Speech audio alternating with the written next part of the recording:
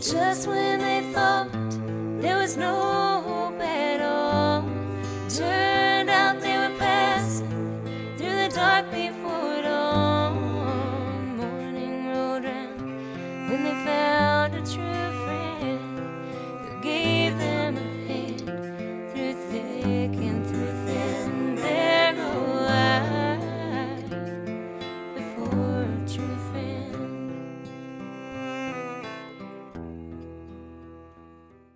Alright, my name is James Barnett. I am the program director here at the Daniel Pitino Shelter. The Daniel Pitino Shelter is a homeless shelter started in 1994 by Father Ed Bradley and, of course, Coach Rick Pitino from the University of Louisville.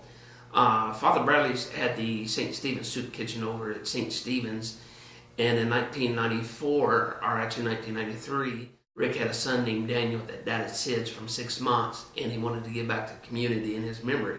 We're a 65-bed facility. We take, of course, single women. We take married couples. We take married couples with children. We take single women with children.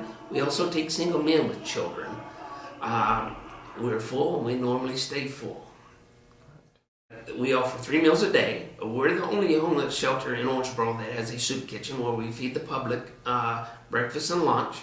Breakfast consists of donuts, coffee, and juice. Lunch is a hot meal. We feed year-round, and at lunch we feed anywhere from 60 to 256 people a day. Now the residents that's here can stay up in our program for up to 2 years according to HUD. When they're here, there's 2 classes that are mandatory every week. On Tuesdays they offer a life skills class, which consists of how do you budget your money, how do you do a application, how you do a job resume, how do you speak during an interview, how do you dress for an interview. And on Wednesdays is parenting classes because everybody knows that kids don't come with instructions. So it's very important that they make these, and these classes are mandatory. Okay.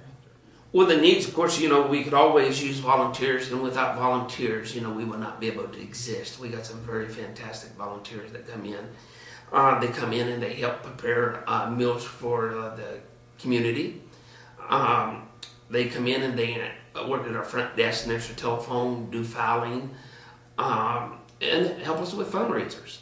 Of course, hygiene needs is always important for hygiene products because a lot of folks we get in, come in, they have nothing except the clothes on their backs. So hygiene needs is very important. Hygiene products, clothing, of course, financial, monetary contributions are always welcome.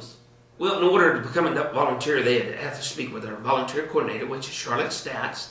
And of course, our phone number is 270-688-9000.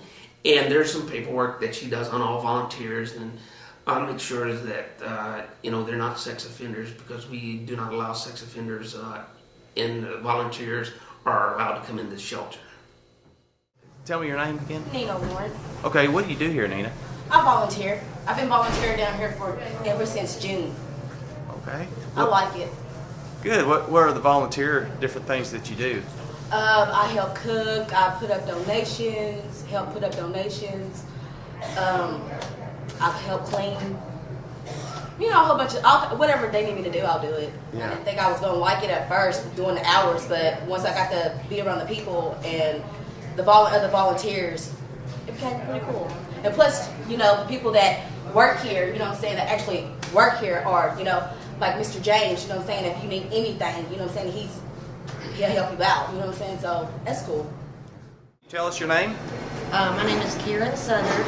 I'm a human service student at OCC, and that's what's got me down here volunteering for service learning hours. It is very self-fulfilling. I've lived a pretty sheltered, protected life, and being down here has opened up my eyes, and it is a good feeling.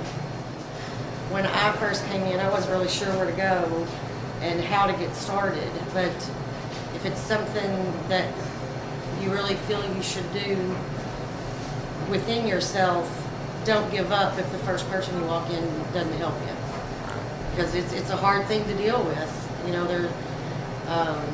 This is our community. This is what's happening here.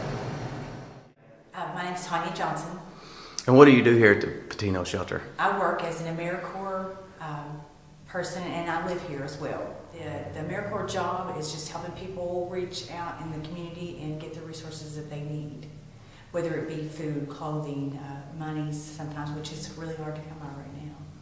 The main thing that I can say that would help, especially in volunteering, is for someone to come, to have a positive attitude, to look at people like they are people, and a lot of people need to know that you care, because a lot of times at this point, it feels like a lot of times that nobody does care and they don't have anybody on their side. So, and that's one of the good things that you find here at the shelter, is that we do have several people on our side. We have people fighting for us. People come in all the time and say, hey, come on, let's do this. You can do this, and I'll help you. I'll point you in the right direction. And those are the type of people that we need to come. I'd like to say that anything that anyone can do to help people pick themselves up, it's more of a hand up than a handout that people need. And I just encourage anyone that can, even if it's an hour a week, an hour a month, and anything that they can do to help alleviate the problems that homelessness is in this area at this time, that would be great. That'd be much appreciated. You know what the number one reason for homelessness is? No, I don't. There's not one. There's not one particular reason why people become homeless. This past year, we witnessed many folks becoming homeless for the very first time in their lives due to losing their jobs, and they come in and say, I've lost my job, my house has been foreclosed on, and I have nowhere to go. And it'd be a husband and wife and 2 or 3 kids, and they don't know where to turn because they've never had to face that issue. I did not know that. It's many things then. It's many things, absolutely. Loss of jobs, a fire, a natural disaster, like Daniel was saying.